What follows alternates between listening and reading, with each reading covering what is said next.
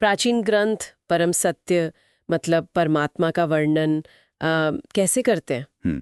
आज हम वेदांत दर्शन के कुछ बहुत ही रोचक शब्दों पर गौर करेंगे। हाँ, ये शब्द परमात्मा के असली स्वरूप को समझने में मतलब काफी मदद करते हैं। बिल्कुल। ये चर्चा वेदांत दर्शन के पहले अध्याय के तीसरे पाद पर आधारित है, जहां भूमा, अक्षर, ईक्षण और दहर जैसे शब्दों की गहराई में बात की गई है। सही है। और हमारा मकसद ये समझना है कि आखिर ये शब्द कैसे परमात्मा को प्रकृति यानी जड़ तत्व और जीव यानी हम जैसी आत्माओं से अलग बताते हैं। तो चलिए पहले अक्षर शब्द से शुरू करते हैं। ठीक। स्रोत बताते हैं कि ये शब्द अक्सर परमात्मा के लिए आता है। हाँ। लेकिन ये पक्का कैसे हो कि यहाँ बात परमात्मा की ही हो रही है? एक पहचान दी गई है, अंबरनाथ धारक, मतलब आकाश तक सबको धारण करने वाला। ये तो बहुत ही व्यापक लगता है। हाँ बिल्कुल। और देखिए यहीं पर प्रशासन की जो बात है वो बहुत अहम हो जाती है। प्रशासन मतलब नियंत्रण। हाँ, नियंत्रण, निर्देशन। देखिए परमात्मा सिर्फ मौजूद नहीं है जैसे हवा है या रोशनी, वो सक्रिय रूप से कंट्रोल करता है, दिशा देता है। अच्छा। ऋग्वेद में भी अक्षर को सबका आधार बताया गया है और ये गुणों से जड़ प्रकृति से एकदम अलग कर देता है। क्योंकि प्रकृति खुद ऐसा नहीं कर सकती। बिल्कुल, प्रकृति खुद ब खुद ऐसा शासन या सबको थामने का काम नहीं कर सकती। हाँ। वो तो मूल पदार्थ है। अच्छा, तो ये जो प्रशासन है ये कोई मतलब पर्सनल गॉड की तरह है जो सोच समझकर सब चला रहा है, या ये कोई एब्स्ट्रैक्ट प्रिंसिपल है? देखिए ये एक चेतन सिद्धांत है, सचेत नियंत्रण। अब उसे व्यक्तिगत समझे या नहीं वो व्याख्या पे निर्भर करता है। पर महत्वपूर्ण ये है कि ये जड़ नहीं है, सक्रिय है। स्रोत ये भी कहते हैं कि प्रकृति अपनी शुरुआती अवस्था में तमसा गुणहम, अंधकार में छिपी हुई या तुच्छेन मतलब महत्वहीन, हाँ। वो खुद सृष्टि का आधार या प्रशासक हो ही नहीं सकती। तो फिर अक्षर ही बचता है। हाँ, इसीलिए अक्षर को ऐसे गुणों से बताया गया है जो उसे प्रकृति और जीव दोनों से अलग करते हैं। जैसे वो स्थूल नहीं है, अस्थूल, अणु नहीं है, अणु, उसके परे कुछ नहीं, अनंतराम, उसके बाहर कुछ नहीं, अबाह्यम। ये सब नकारात्मक विशेषण। हाँ, ये एक प्रक्रिया का हिस्सा है जिसे विवृत्ति कहते हैं। मतलब बाकी संभावित अर्थों को एक एक करके हटाकर असली अर्थ तक पहुंचना। अच्छा, ये दिलचस्प तरीका है समझाने का। और फिर अदृष्टम दृष्टि जैसे गुण बिना देखे सब देखने वाला, ये भी तो परमात्मा की ओर इशारा करते हैं ना कि जीव या प्रकृति की तरफ। सही बात है। तो हमारे पास आधार है, अक्षर है जो सबको धारण करता है और शासन करता है। लेकिन सृष्टि की इच्छा, वो पहला स्पार्क कहाँ से आया? यहीं पर ईक्षण यानी संकल्प या इच्छा का विचार आता है ना? बिल्कुल बिल्कुल। प्रश्नोपनिषद में षोडश कला पुरुष का जिक्र है, 16 कलाओं वाला पुरुष। क्या ये परमात्मा है? हाँ, स्रोत के हिसाब से ये परमात्मा ही है। क्यों?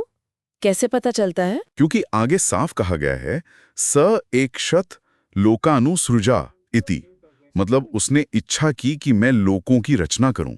अच्छा, ये इच्छा ही मुख्य है। हाँ देखिए, ये सिर्फ इच्छा नहीं, ये सृजनात्मक संकल्प है, रचने की शक्ति। यही परमात्मा का खास लक्षण है। उपनिषद ये भी मानता है कि परमात्मा और जीव दोनों शरीर के भीतर हैं, अंतः शरीरे। पर यह सृष्टि रचने वाला जो ईक्षण है वो सिर्फ परमात्मा से ही जुड़ता है, जीव में ये क्षमता नहीं मानी गई। ठीक है, तो आधार हो गया अक्षर, संकल्प हो गया ईक्षण। अब सवाल ये है कि ये परम सत्य आखिर रहता कहाँ है?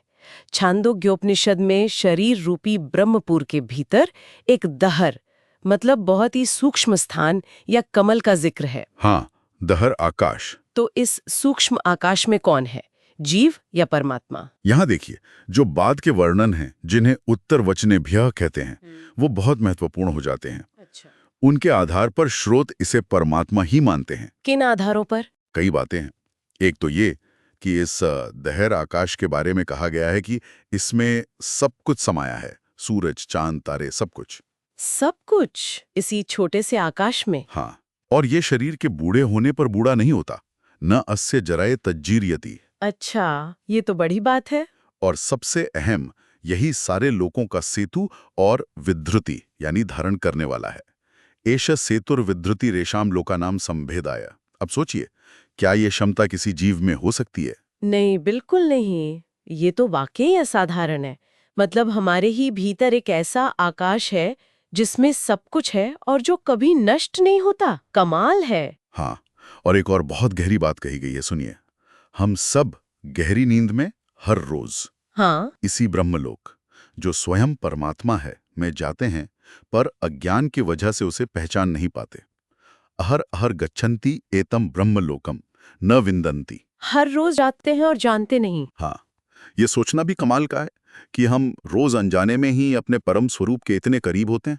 सही कहा। वैसे भी वेदों में आकाश शब्द अक्सर परमात्मा के लिए प्रयोग हुआ ही है। आकाशो वे नाम नाम रूपयोर निर्भयता।